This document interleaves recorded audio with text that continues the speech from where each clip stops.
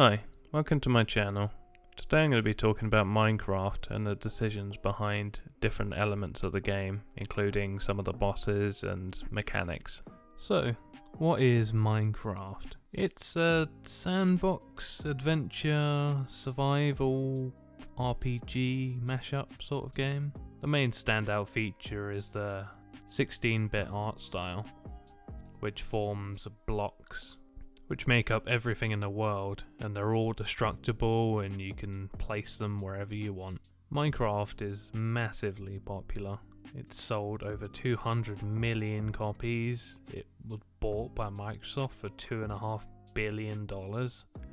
And it gets about 126 million active users a month. One of the main things I want to talk about in Minecraft is the progression system. So progression systems are important for keeping players engaged. You're basically rewarding them for playing it longer. So it's interesting to see how such a monumental game such as Minecraft has implemented one. So you start off by slowly breaking down a tree with your bare fist. This gets you wood, and with that wood you can make a crafting table and wooden tools. Now these tools are, well, terrible. The pickaxe can only mine 59 blocks before it breaks, and it does it so ridiculously slow that it's barely better than punching the tree with your hands. The thing that's interesting though is Minecraft goes from this, like, you start off with just your hands and then you go to the wooden tools within like a minute, and then from there the next tier up is stone tools. And not only are these tools twice as durable as the wooden tools,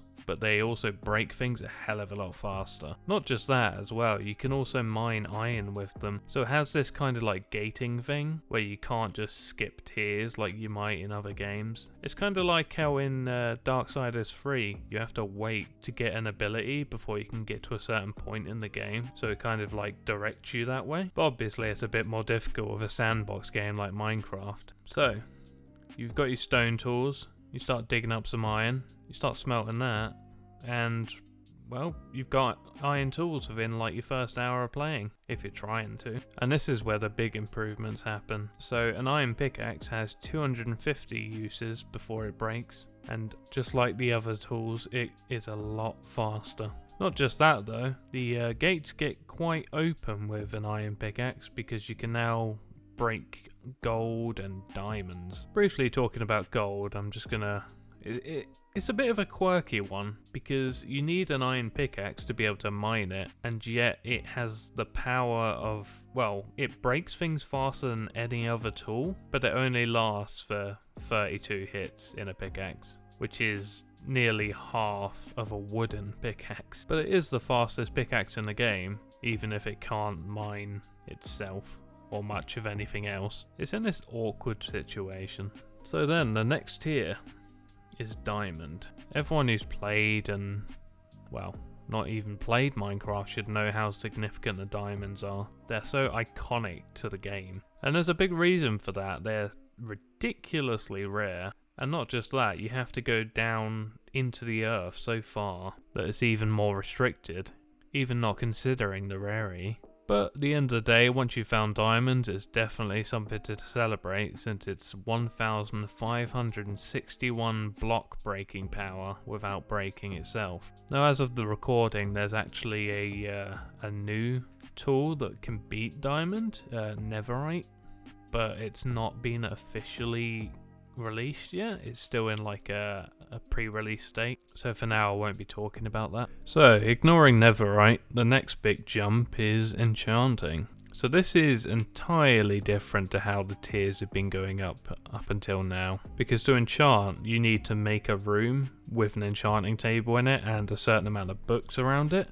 and depending on the amount of bookshelves you have is how essentially powerful the enchantment is. So you put your tool in the enchantment table and then you pick one of 3 tiers and this determines how many levels gets taken off your character, but you have to be a certain level to actually access these. So for example, if you wanted the best or one of the best enchantments on your diamond pickaxe, like a fortune for example, well, first of all you'll need the right amount of bookshelves surrounding it in a certain pattern as well. Then you'll need some lapis lazuli for actually enchanting it, and then there's also a bit of luck involved, because when you put your tool in there you get a choice of 3 options, and then whenever you use up one of the options it randomly generates 3 more options. But using this you can get really powerful enchantments. So there's things like efficiency, which goes up to 4, and this just completely increases your pickaxe mining speed. So essentially, like, this is the end game sort of thing. You might have something that makes it so your pickaxe doesn't break as often, or you might make it so that it mines faster, or maybe even when you mine diamonds you get 2 or 3 from it. And that's not even the only way to enchant things either. You can also enchant books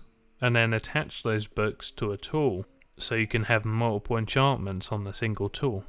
And this is a really interesting way of like making it less random essentially. So how is this used then? Well, it starts off really slow, but the early progression is so quick. You go from what I'm going to call tier 0, which is just your fists, to tier 2, which is stone, within a couple of minutes. And this just forces a player to engage in the system, because the terrible speeds and the low hardness of the tools doesn't make them want to use it more. But as soon as you show them how much it can jump up, they'll become more interested in getting these better tools so they can deal with these minor annoyances they had with them. The progression is shown really early, and because of this, the player just gets that feeling of satisfaction really early on, and because it happens twice in a row within a couple of minutes, it's just a double dose essentially. Makes them feel good. So for the next 2 sections I'm going to talk about 2 of the better bosses within Minecraft, and that's starting with the Wither. So what is the Wither? As I've said, it's a boss, but not just any boss. It's incredibly powerful. It shoots explosives at the player, it can fly around, it can charge up, it can fly through blocks, and it just causes a massive mess and destroys the environment. Although it is quite fun to watch, even if it's a bit scary. So the thing about Minecraft's bosses as well is that they're not very frequent. So Minecraft just has its bosses like really towards the end of the game, like all of them are, and they require grinding and like proper gearing up. So they are a genuine challenge. Right, so how do you fight this bloody thing? Well, you need to make a structure, and that structure requires 3 skulls of a wither skeleton. So what are wither skeletons? They're literally just reskins of skeletons, but they have swords instead, and they're darker, and they only spawn in nether fortresses, which themselves are quite rare and sought after in the nether. And if you get into a fight with any of them, they deal wither damage, which is, it's just a poison effect essentially, but it lasts a while and it can take you down to half a heart if you just don't stop it with milk or anything. Oh, and on top of that, when you actually kill a wither skeleton, there's only a 2.5% per skeleton of any of their heads dropping. This can be increased up to 5.5% if you got a looting free sword, and it's also guaranteed if you somehow manage to get them to get blown up by a creeper that's been charged up by electricity, which to be fair, yeah, if you manage that you get one for free, whatever. So yeah, best case odds, 1 skull for every 18 skeletons you kill, and you need 3, so essentially you need to kill 54 skeletons if you've got looting free on your sword, or 120 if you don't. So, to recap what you gotta do to fight this guy. First, you need to go to the nether. Second, you need to find a nether fortress within the nether, which can take hours of looking if you're unlucky. Then you need to find enough wither skeletons to fight within the fortress, and they're really rare as well. They're not a guaranteed spawn, they don't have a spawner. Then, you have to hope you're lucky and that 3 of the skeletons you kill will drop a skull. This can take a very long time, even if you enchant your sword. So you must be thinking, well, if it's this hard, then it must be a bloody hard boss. Which, yeah, I think it is, to be honest. So, what's the purpose of the Wither? Well, I believe it's there to force the player to gear up, essentially. Without these bosses in Minecraft, there's really no reason to get good armor or a good sword. Because of how tough he is, you're essentially forced to enchant your gear, especially because of looting as well. Because with looting free, it increases the chance of you even getting the skeleton heads up to 5.5%, like that's a huge jump. But you also might need to enchant your armor, so you got lots of protection, or even blast protection would be good against the Wither. And you can even come up with all these different strategies, and like even buildings become useful when you're fighting a boss. You can make yourself a little arena to fight in. And this boss is so tough that he will push you to your limits. So you essentially need a good arena, really good armor, enchanted weapons. Even potions are really helpful in this as well. And once the player defeats the Wither, they're basically the king of the Nether. What they get out of it is a Nether Star, and this can be used to essentially make this weird pyramid thing. It's called a beacon, and once you create it, you need to make like tiered layers underneath it of ore, but like blocks of ore, and with each layer you get different effects and different ranges for the effects, and they're essentially like permanent potion effects but within an area. So once you fight this boss, you've essentially, well, you need to grind a lot to get enough ore to make this pyramid, but once you've got the pyramid, put it in your base, all of a sudden you're either jumping around really fast or you mine faster, which could be useful to put in a mine. Really decrease the time needed, but it's the only way to get that, and it's a unique reward, and it just feels worth it. But because of how difficult the boss is, it just feels good as a player to be able to conquer all of the issues with the boss. Next up is the Ender Dragon. So, what is the Ender Dragon? So the Ender Dragon is the main boss in Minecraft. As its name implies, it is the end. It is the final boss of the game, and it's literally a giant dragon that flies around a huge arena that's just a floating island in another dimension full of Endermen. And why it's so difficult is because its wings can knock the player back like really far, and you have this, like, the arena's big, but it can knock you so far that you fall off of it, and then when you do, you die and you've lost all your stuff. Not just that though, it also gets healed by blocks that are on top of these giant obsidian towers. It also has 200 hearts of health and deals between 6 and 15 hearts of damage a hit, depending on the difficulty. Mix that with it knocking you up and you could be dead in a single shot. But to be fair, once you beat it, it drops 12,000 experience, which is enough to get a player from 0 to level 78. So, the road to the Ender Dragon. How do you actually get into a fight with him? Well, first step is killing a hell of a lot of Endermen, then following it up with going to the Nether and killing a bunch of blazes. And if you mix Ender Pearls with blaze rods, you get this item called the Eye of Ender. And what this does is when you right click it, it will fly into the air in a direction, and then you have to follow that direction to find a fortress that's buried underground. And sometimes they get destroyed like after showing you one direction, or sometimes they will just drop once they stop moving. But it's very RNG based, so you need a lot of them essentially. And after following them for a while, you might notice that they're starting to go towards the ground, and that's when you know you've found the stronghold. So from there, you essentially just need to dig straight down, and then once you get down there, you find a place filled with stone and mossy bricks everywhere, libraries, chests, like plenty to explore, lots of treasure. But the thing you're really looking for here is the portal. So the portal room is literally, it's like rectangular, and it's got steps leading upwards to this white blue structure that's like laying horizontal over lava. And those Eyes of Ender, you need to place them in each of the slots on this portal machine. And then once you do that, you jump inside and then you get teleported to the end. So the fight with the Ender Dragon's a bit different to the Wither. First of all, you need to take out those crystals on top of the towers that are actually healing the thing. So you'd think maybe bring a bow along and then just shoot them from the ground. And that's a good strategy, but some of them are like gated in by like iron. So in that case, you'll probably have to actually climb the tower. And don't forget, these towers are made out of obsidian.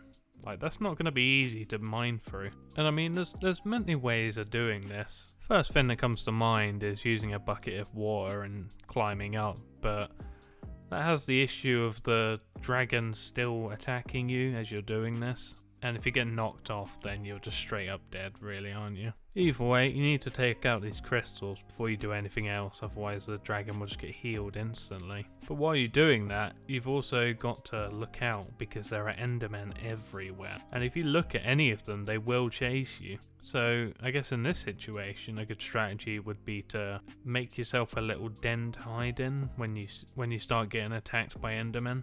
Although the dragon will still hit you. And that's the thing, your main goal is just to not get knocked off the island, because that's just an instant death. Like, you can survive a hit from a few endermen, but as soon as you fly off there, you're gone. And you still need to take out those 200 hearts in the thing. So why would a player subject themselves to this torture? Well, it's essentially the ultimate goal. Throughout the game, you're teased by these enigmatic creatures, the endermen, and they've got this like weird ambience and these purple particle effects around them, and they just look so mysterious.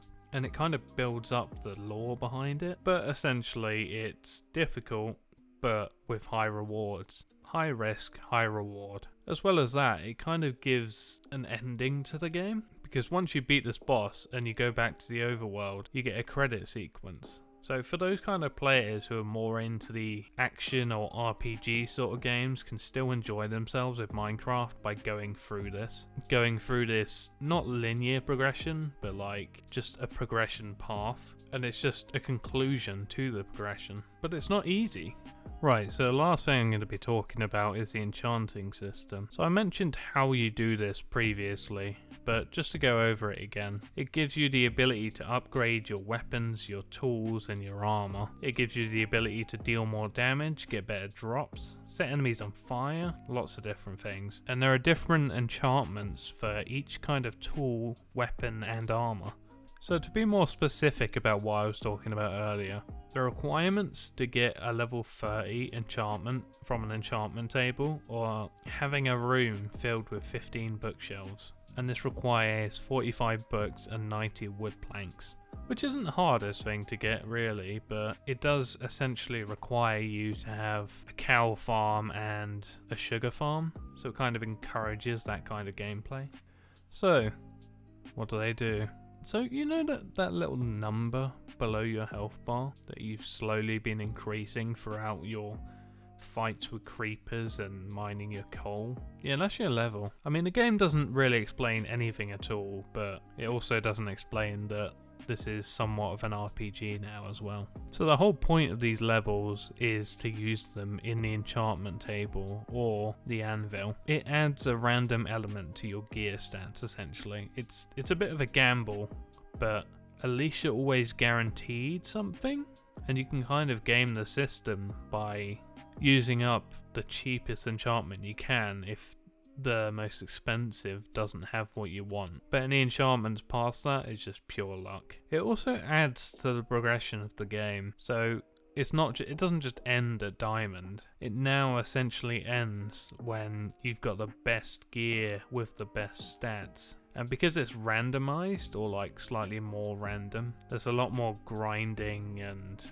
it's like you have 99% of the power with full diamond armor and swords and everything, but then you add this enchantment aspect to it, and this is essentially the last percentage. I mean, it's a bit more significant than that, but it gives it a sort of end game aspect, like in an MMO. It also allows massive customization of your gear, so you can essentially make like a different type of gear for each different situation.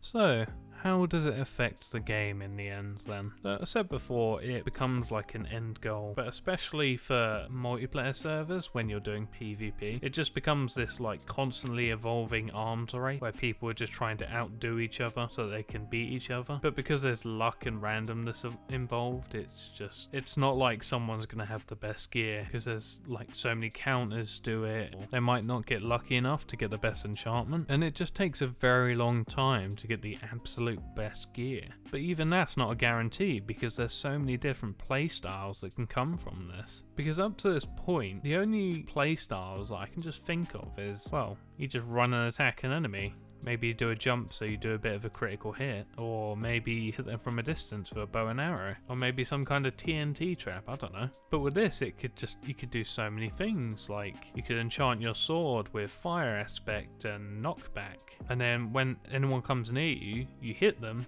it sets them on fire and sends them flying, and they've got to run back towards you while they're taking damage. Or you can go an entirely different route and get some like underwater gear, so you can mine better underwater and breathe underwater as well. Not necessarily PvP, but that's the great thing about it. It's not just attacking focused. It's for every tool as well. And it also makes XP have a huge amount of value. I know personally I've made many experience farms and they're these huge mechanical contracts, and it's so rewarding spending all this effort making that kind of machine, especially with friends as well. It's like really collaborative effort just so everyone can upgrade their gear to the best possible standard. It really makes the end of the game seem a lot longer than it could have been, and that's in a really good way as well. If you've made it this far, then wow, congratulations, you're part of the 1%. But yeah, thanks for actually watching this, I really appreciate it. If you could give me a like and a subscribe, that would be great. But disregarding that, Minecraft is quite a difficult subject for this kind of video because like there's so much content and there's so many things I can speculate about to do with the design of the game. Which of course this is all just my opinion based on observations, but there's a lot of content in Minecraft, so I'm sure this won't be my last video about it. But yeah, hopefully I'll see you next video.